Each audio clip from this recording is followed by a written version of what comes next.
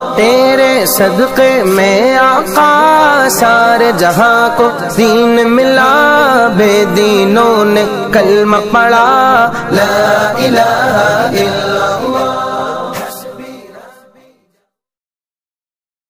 Subscribe করুন আমাদের চ্যানেলটিকে আর সমস্ত ভিডিওর নোটিফিকেশন পাবার জন্য বেল আইকন প্রেস করুন। तेरे सदक़े में आका सारे जहां को दीन मिला, बेदीनों ने कलमा पढ़ा ला इलाहा इल्लल्लाह। ভাইজান হুজুর পীর কেবলা, ভাইজান হুজুর পীর কেবলা, ফুরফুরা শরীফ আহলে সুন্নাতুল জামাত, নারে তাকবীর। আমি আমার বক্তব্য এখানেই সমাপ্ত করলাম। জানার বক্তব্য শোনার জন্য আপনারা দীর্ঘক্ষণ ধরে অপেক্ষা করেছি। আমাদের সকলের কলিজার টুকরা, নয়নের মণি, শেরে তাজ, রাসূল পাক সাল্লাল্লাহু আলাইহি সাল্লামের বংশের আওলাদ, আমার দাদা হুজুর পীর কেবলা রাহমাতুল্লাহ আলাইহি কলিজার সন্তান পীরজাদা আলহাজ হযরত মাওলানা আব্বাস সিদ্দিক আল কুরাইশি ভাইজান এসেছেন। ওনার মুখ থেকে আমরা মূল্যবান বক্তব্য শুনবো। এ বলে আমি আমার বক্তব্য শুনলাম, শেষ করলাম। এখন ফুরফুরা শরীফ আহলে সুন্নাতুল জামাতের কর্ণধার, আমাদের শেরতাজ, আমাদের নয়নের মণি ভাইজান হুজুর পীর কেবলাকে বরণ করে নিচ্ছেন আমাদের উলবেড়িয়া মহকুমা সেক্রেটারি জনাব ডক্টর আফতাব ভাই।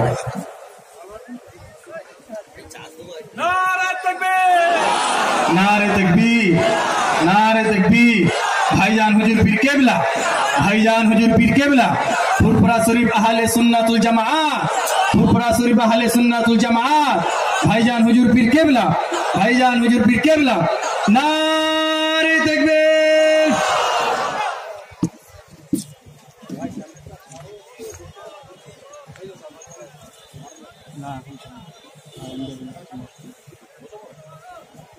যেনার জন্য এতক্ষণ ধরে অপেক্ষা করলেন, তিনি তো আমাদের সামনে আগত। এখন বক্তব্য দেবেন ফুরফুরা শরীফ আহলে সুন্নাতুল জামাতের কর্ণধার, আমাদের শেরতাজ, আমাদের নয়নের মণি, যার ডাকে আজকে আমরা এত দূর পর্যন্ত এগিয়ে যেতে পেরেছি, সেই ভাইজান আপনাদের সামনে এখন মূল্যবান বক্তব্য দেবেন।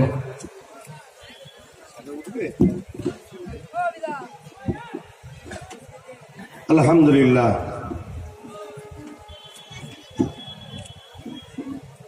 সমস্ত প্রশংসা সেই মহান স্রষ্টার, যিনি তেনার সৃষ্টির মধ্যে থেকে সব থেকে শ্রেষ্ঠ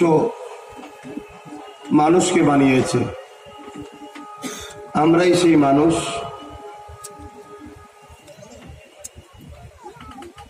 আজ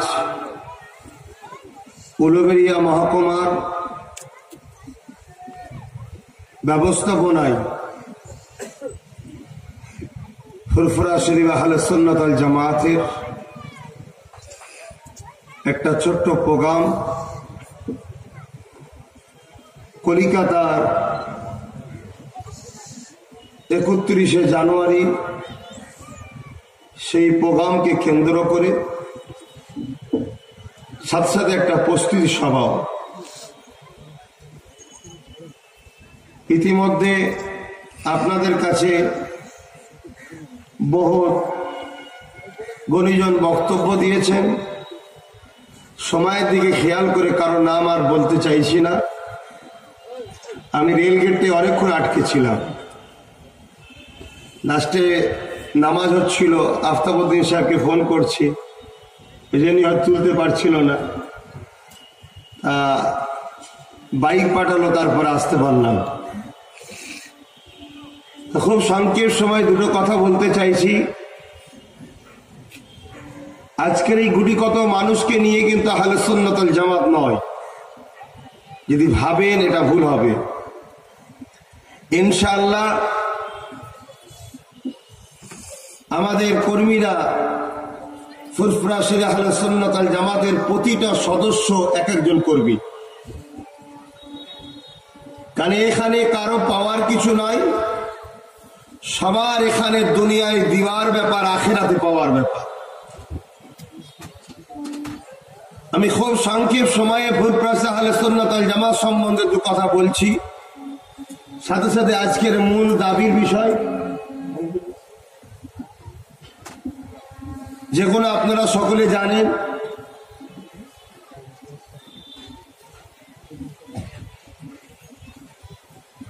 সেই বিষয়গুলোর উপরে অনেকে আলোচনা করেছে। আমি আপনাদের ঘরে সরাসরি কলিকাতার বিষয়টাই বলবো।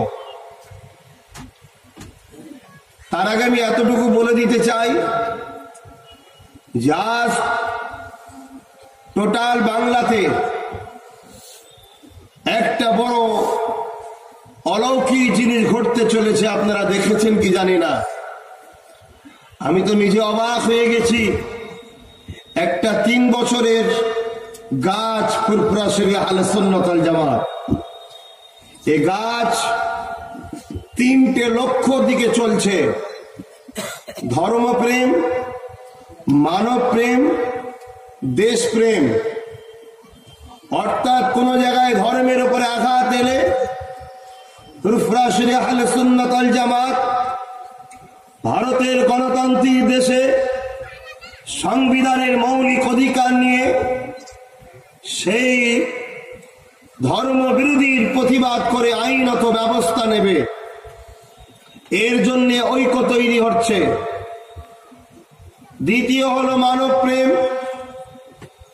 আর সবচেয়ে বড় দুঃখের বিষয়, একটা অবালা পশুর মধ্যে একে অপরে কত মহাব্বত ভালোবাসা, কিন্তু আজকে আমরা মানুষ দেখা যাচ্ছে কেউ জাতের দোহাই দিয়ে, কেউ ধর্মের দোহাই দিয়ে মানুষে মানুষে বিভেদ তৈরি রাজনীতি চালাচ্ছে, মানুষে মানুষে বিভেদ তৈরি করছে। এই যে মানুষের উপর অত্যাচার, জুলুম, মানুষ মানুষত্বকে হারাতে চলেছে। ফুরফুরা শরীয়হ আহলে সুন্নাত ওয়াল জামাত আজ 3 বছর ধরে বাংলার মানুষের কাছে আওয়াজ তুলেছে, ডাক দিচ্ছে, আসো রাখবো, কোথায় খরচ করছো। আর যদি আগামী দিন অকাফ সম্পত্তির হিসাব না দেয়, আর আমাদের গরিবদের ঘরে যদি অকাফ সম্পত্তি না দেয়, তাহলে আগামী দিন আমাদের ঘরে দখল করতে হবে। রাজি আছো? আর তুলে দেখাও, রাজি আছো? দখল করতে হবে, রাজি আছো? তোমার বাপের সম্পত্তি তুমি নেবে না, তোমার দাদার সম্পত্তি তুমি নেবে না। আজকে গরিব তার মেয়ের বিয়ে দিবার জন্য মুসলমান লোকের দুয়ারে দুয়ারে হাত পাতাচ্ছে, অথচ এই মুসলমানের 22 থেকে 30 হাজার কোটি টাকা বছরের রাজনীতির নেতারা লুটে পুটে খাচ্ছে। আগেও খেয়েছে, আজও খাচ্ছে, পরেও খাবে। আমার বক্তব্য হলো, রাজনীতির উপরে পাওয়ার তৈরি করো, যদি না দেয় আমরা দখল করব। ওই দখলে যত বাধা আসবে সব বাধা প্রতিরোধ করতে রাজি আছি, ঠিক না বেঠি? আজ আমাদের মুসলিম ঘরের ছেলেরা মাধ্যমিকে 80% নম্বর পেয়েছে, উচ্চ মাধ্যমিকে 80% নম্বর পেয়েছে, পয়সার অভাবে পড়তে পারছে না। লাস্টে দেখা যাচ্ছে একটা জরির কাজে লেগে গেল, সোনার কাজে লেগে গেল, যে কোনো কর্ম জায়গায় চাকরিতে চলে গেল পেটের জ্বালায়, আর পয়সার অভাবে পড়তে পারছে না।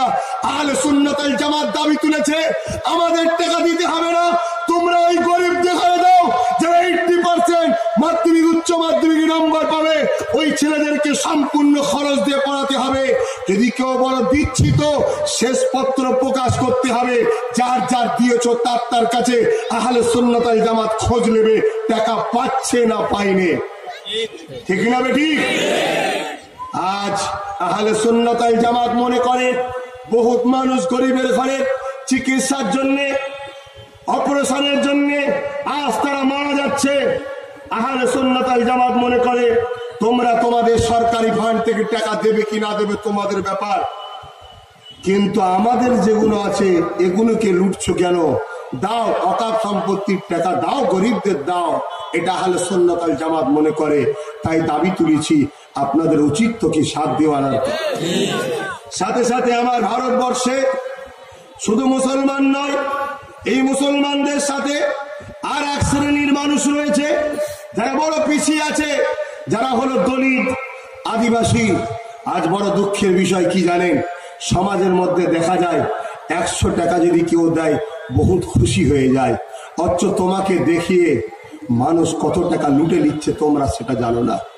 আজকে আদিবাসী দলিতরাও বহুত বঞ্চিত। কিছুদিন আগে আমরা দেখেছি ইউপিতে আদিবাসীদের ঘরে জ্যান্ত পুড়িয়ে দেওয়া হচ্ছে। একটা ব্রাহ্মণ ঘরের লোকের বালতিতে হাত দেওয়ার জন্য সেই আদিবাসীটাকে মারতে মারতে মারতে মারতে মেরে দিল, কেন নিচু জাত বলে। কিন্তু আমার বক্তব্য হলো, ওই আদিবাসীটা যদি মনে করে আমি তো তোমার জাতের নয়, তুমি আমার জাতের নয়, কি জাতের নয় ওটা পরের কথা, তুমি কিন্তু সেই মহান স্রষ্টার যিনি আমাকেও সৃষ্টি করেছে, তোমাকেও সৃষ্টি করেছে। আমার মানবতা বলছে, আমার দেশ বলছে তোমার হয়ে লড়ার অধিকার আমার আছে। তাই আহলে সুন্নাত ওয়াল জামাত সেই ইউপির হয়েও লড়েছে। আজও আগামী দিন আমার বাংলায় দলিত আদিবাসীরা যাতে মাথা তুলে বাঁচতে পারে, এজন্য আমাদের লড়াই। যখন কোন রাজনীতির নেতা দলিতদের দরদ দেখায়, জানবেন বোকা বানাতে পারছে, বোকা বানানোর চক্রান্ত চলছে। যখন কোন রাজনীতির নেতারা এমন করে আদিবাসীদের দলিত দরদ দেখায়, পিছিয়ে পড়া মানুষের দরদ দেখায়, জানতে পারবে যে কিছু একটা টোপ দিয়ে এদের ভোটটা নিতে চাইছে। আব্বাস সিদ্দিকী যখন আদিবাসী দলিতদের হয়ে কথা বলছে, জেনে রাখবেন এটা আমার মোহাম্মদ মোস্তফা আমার শিখিয়েছে, তাই বলছি। আমি কোন রাজনীতির নেতা নয়, আমি এখানে বলতে আসিনি টিএমসি কে হারিয়ে দিয়ে আগামীতে সিপিএম কে নিয়ে আসো। আমি এখানে বলতে আসিনি সিপিএম টিএমসি কে দেখাছো, আগামী দিন বিজেপি কে একবার দেখো। এটা আমি বলতে আসিনি। কেন সব বেটাই চোর আমার নজরে, কেন কেউ বেশি খায়, কেউ কম খায়, কেউ ডান দিকে খায়, কেউ বাঁ দিকে খায়। সবার লক্ষ্য হলো গরিব আর বেকার যত থাকবে তত আমার মিটিং ভিড় হবে। 200 টাকা দেবো, গুছিয়ে গুছিয়ে যাবে। আমার কথাই কি আপনারা অখুশি হচ্ছেন? আমি কি করতে চাইছি আপনারা বুঝতে পারছেন তো? এই মহান কাজে আমি একা যাব না, আপনারা সাথ দেবেন। আর ওই কবিতায় আছে, যদি কেউ সাথ না দেয় রে একলা চলো রে। ঠিক আছে, আমি চলবো। কেন? আমি চিৎকার দিচ্ছি এটা আমার মোস্তফাকে খুশি করার জন্য। ব্যাস একটাই কথা, আমার নেতা দয়ার নবী আরবি সাল্লাল্লাহু আলাইহি সাল্লামকে খুশি করার জন্য চিৎকার দিচ্ছি, অন্য কোনো ইন্টারেস্ট নেই। যদি কেউ সাথ দেয় লড়াইটা বড় হবে, ভয় জন্মাবে, আমাদের ঘরে চোখ দেখাবার আগে ভাববে, আমাদের পরিবারদের জমি দখল করার আগে ভাববে, আমার ভাইয়ের চাকরিটা 12 লাখ টাকা নিয়ে অকর্মকে যে উপযুক্ত নয় তাকে দিবার আগে ভাববে। কথা বুঝছেন না, বোঝেন না? আদিবাসী দরিদ্রের উপরে অত্যাচার করার আগেও ভাববে যে আহলে সুন্নাত ওয়াল জামাত আছে, এখনই রাস্তা অবরোধ করবে, এখনই নামবে, এখনই জনসমাবেশ ডাক দেবে, এখনই চিৎকার করবে। কেন হলো কৈফিয়ত চায়, এখনই তার বিরুদ্ধে হাইকোর্টে মামলা চলবে। এটা দরকার আছে না নাই? আপনারা জানেন, ছোট্ট একটা কথা, আমাদের জাঙ্গিপাড়া থানাতে এক দুটো ছেলে ইসলাম বিরুদ্ধে কথা বলেছিল, অনেক বড় কথা। একজনকে ধরেছে, আরেকজনকে ধরেনি। আমরা থানায় গেলাম, ডিপুটেশন দিলাম। থানার বড়বাবু বলল ধরবো, ধরছে না। ডিপুটেশন দিবার পরে বলল, স্টেজে এসে বলল 15 দিন সময় দেন। আমি মাইকটা নিয়ে বললাম, কি গো 15 দিন চাইছে, পাবলিক বলছে না 24 ঘন্টা। আমি শোনো, ওটা ঠিক নয়। কেন? প্রশাসন এর গায়ে যখন ইউনিফর্ম আছে, এ আমার দেশের সম্মান, ঠিক না বেঠিক? অতএব ইনার কথাটাই আমরা মানবো। 15 দিনই। আরে কিছু তো হয়নি, এই তো খুলছে, একটু খুলতে দেন। শুরু যখন হবে জানবে লাইন খুলে যাবে। কি আজকে বললাম 15 দিনই, তখন উনি বললেন হ্যাঁ 15 দিন। আমি মাইকলে বললাম, যদি 15 দিনের মধ্যে না হয়, না 15 দিন, আমি না হয় না ধরে দেবো, না হয় না ধরে দেবো। আমি তখন বললাম, শোনন, শ্রদ্ধা করি, কিন্তু সত্য আপনার থেকে ওপরে, ঠিক না বেটি? সত্য আপনার থেকেও ওপরে। যদি আপনি 15 দিনের মধ্যে অ্যারেস্ট না করেন, শুনে রেখে দেন, এই ফেসটা দেখে রাখেন, আপনার বিরুদ্ধে হাইকোর্টে কেস করব। 13 দিন হয়ে গেছে, ধরেনে একটা প্রশাসনের বিরুদ্ধে কেস করা চারটিখানি ব্যাপার না? কেন? প্রশাসন মন্ত্রী ওর হয়ে লড়বে? কিন্তু সত্যর কাছে সবাইকে পরাজিত হতে হবে। অন্যায় করে যদি দাবিয়ে রাখা যেত, তাহলে হিটলারের জন্য আজও লোক নাচত। অন্যায় করে যদি দাবিয়ে রাখা যেত, তাহলে রাজস্থান থেকে শুরু করে 5টা রাজ্যে বিজেপি কখনো হারতো না। জুলুম করে যদি রুকা যেত তাহলে 34 বছরের বামফ্রন্টকে কেউ তুলতে পারত না। জুলুম করে যদি রাখা যেত 32 বছরের বাংলা থেকে কংগ্রেস কেউ তাড়াতে পারত না। অতএব অন্যায় কখনো মাথা তুলতে পারে না, অন্যায় একদিন মিটবে, আর ন্যায়কে কখনো কেউ মিটাতে পারবে না। ঠিক না বেঠিক? 13 দিন পরে যখন অ্যারেস্ট করলো না, আমি হাইকোর্টে আমাদের যেসব লয়ার আছে যোগাযোগ করলাম, কেস করতে হবে। 14 দিনের মাথায় নিজেই ফোন করেছে, পীর সাহেব কেমন আছে? আমি কেমন কে থাকবো, কাল থেকে তো তোমার আমার লড়াই শুরু হবে। না পীর সাহেব দরকার নেই, অ্যারেস্ট করে ফেলেছি। আমি বলছি আপনার জন্য আশীর্বাদ করি, কারণ সে অন্য ধর্মে ছিল, তার ভাষাই বলতে হবে। আমি দোয়া করি, আশীর্বাদ করি, আপনি যেন আরো বড় অফিসার হন। যে ন্যায়ের পক্ষে আব্বাস সিদ্দিকী, তার পক্ষে। আমরা কোন রাজনীতির বিরুদ্ধে নয়, আমরা সুশাসনের পক্ষে। যে রাজনীতির লোকেরা মনে করবে আমরা বাংলায় টিকে থাকতে চাই, আহলে সুন্নাত ওয়াল জামাত তার কাছে বলবে তোমরা আহলে সুন্নাত ওয়াল জামাতের ছেলেদের দাবি দাবাগুলো পূরণ করো, গরিবের কথা ভাবো, গরিবের সাথ দাও। আহলে সুন্নাত ওয়াল জামাত তোমাদের জন্য সুশাসনের পক্ষে, তোমাদের ঘরেও দোয়া করবে, আশীর্বাদ করবে। ঠিক না বে ঠিক? বলো, দেখার দরকার নেই। আমি ছোট করে একটু বলে দিই, এক পরিবার এক চাকরি, প্রত্যেক পরিবার পিছু একটা করে চাকরি দিতেই হবে। কি দরকার আছে না? নাই। আব্বাস সিদ্দিকী চাকরির জন্য যাচ্ছে নাকি? না আমার সমাজের মুসলিম, দলিত, আদিবাসী, পিছিয়ে রাখা মানুষের চাকরির জন্য যাচ্ছি ভাই, দরকার আছে তো নাকি? তারপরে কৃষকদের ফলের উচিত দাম দিতে হবে, স্বাস্থ্য ব্যবস্থা, স্বাস্থ্য ফেরাতে হবে। আপনাদের উড়ে বেরিয়ায় স্বাস্থ্য কেন্দ্রকে লক্ষ্য করে কত দুর্নীতি হচ্ছে আপনারা জানেন? কত দুর্নীতি হচ্ছে। আহলে সুন্নাত ওয়াল জামাত উলুবেড়িয়া এই মাঠ থেকে আওয়াজ তুলছে যে এই দুর্নীতি বন্ধ করুন। এই সামান্য লোক দেখে যেন ভাববেন না যে আহলে সুন্নাত ওয়াল জামাতের আওয়াজটা কি হবে। সামান্য লোকটা বড় জিনিস নয়। আহলে সুন্নাত ওয়াল জামাতের 10 জন থাকলে 10 জনই মুস্তাফার জন্য বাঁচতে পারে, মুস্তাফার জন্য মরতেও পারে। মুস্তাফার জন্য যে বাঁচতে চায়, মুস্তাফা আরবির জন্য যে মরতে চায়, তাকে আবু জাহেল মিটাতে পারে না, তাকে কখনো আমেরিকার ডোনাল্ড ট্রাম্প মিটাতে পারছে না। তাহলে তোমার বাংলার সারা নেতা নেত্রীরা মিটাবে কি করে? 10 জন দেখো না, এই 10 জন পরমাণু তোমার থেকে ভয়ানক হয়ে দাঁড়াবে।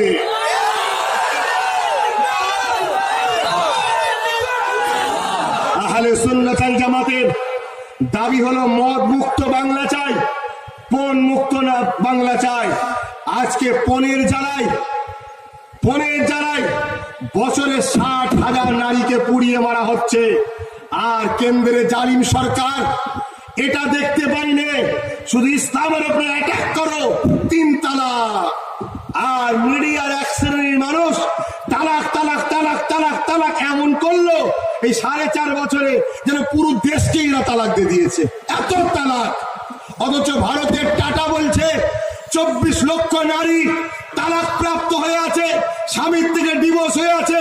তার মধ্যে মাত্র 2 লক্ষ হলো মুসলমান, 22 লক্ষ হলো গায়ের মুসলমান। তাহলে নারীদের উপর অত্যাচার মুসলিম সমাজে হয়নি, গায়ের ইসলামে হচ্ছে। কিন্তু ওটা তো ফ্যাক্ট নয়, ফ্যাক্ট হলো ইসলামের উপরে অ্যাটাক করো।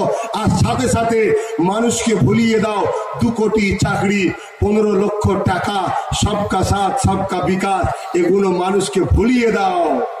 গায়ের ইসলাম ভাববে মুসলমানদের দিচ্ছে, অতএব সরকার আবার ভালো, আর মুসলমানরা নিজের ধর্মের হয়ে লড়তে যাবে, 2 কোটিকে ভুলে যাবে। কি গো, আমরা সব রাজত্বে বাস করা অভ্যেস আছে। আমরা নমরুদকে দেখে নিয়েছি, ফেরাউনকে দেখে নিয়েছি, সাদ্দাতকে দেখে নিয়েছি, আবু জেহেলকে দেখে নিয়েছি, আবু লহাবকে দেখে দিয়েছি। এ তো কালকা যোগী, একে দেখতে কতক্ষণ লাগে, ঠিক না বেঠি? আমরা এক মেমোরির মধ্যে বহুত কিছু রাখতে পারি। একদিকে যেমন ধর্মকে আমরা সিনার মধ্যে রেখেছি, বাস্তব আমরা ইনসাফকে রেখেছি, ন্যায়কে রেখেছি, মানবতাকে রেখেছি, অধিকারকে রেখেছি। শত শেষ কথা, দলিত, মুসলিম, আদিবাসী পিছিয়ে পড়ার ঐক্যের লক্ষ্যে এবং আমাদের মৌলিক ভারতবর্ষে মাথা তুলে বেঁচে থাকার লক্ষ্যে আগামী দিন 31শে জানুয়ারি কলিকাতা রাজপথে আপনাদের সকলকে ডাকছি। আশা করব আপনারা যাবেন। একটু হাত তুলে আলহামদুলিল্লাহ, আলহামদুলিল্লাহ। এই বলে আমি সংক্ষেপ করছি। যারা ট্রেনে পারবেন ট্রেনে, যারা বাসে পারবেন বাসে। আমি এতটুকু বুঝি যাওয়া দরকার, তবে গিয়ে যেন ভিক্টোরিয়ায় না থাকেন, চিড়িয়াখানায় যেন না থাকেন। কথা বুঝছেন না, বোঝেন না? যদি চিড়িয়াখানায় থাকেন অসুবিধা নেই, আগামী দিন আপনার জন্য চিড়িয়াখানা তৈরি হচ্ছে। হো হুঁশ করে চলো, ভেবনি কি হচ্ছে সব কথা খুলে বলা যায় না। এতটুকু ইশারা দিচ্ছি, আমার ভারতবর্ষে বহুত বড় নাটক চলছে ভাই। তবে আমরা কোন রাজনীতির বিরুদ্ধে নয়, আমরা সুশাসনের পক্ষে।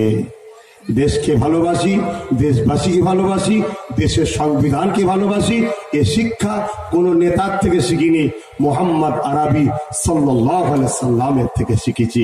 সেহেতু আপনাদের সকলকে বলবো, আসুন 31শে জানুয়ারি কলিকাতার রাজপথ থেকে এমন এক মিশন আমাদের শুরু হবে।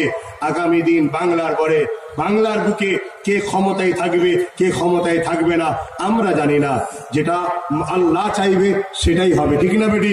কিন্তু যে যখনই থাক, আহলে সুন্নাত ওয়াল জামাত সহ দলিত, আদিবাসী, পিছিয়ে পড়া মানুষের উপরে অত্যাচার করতে যেন ভয় খায়।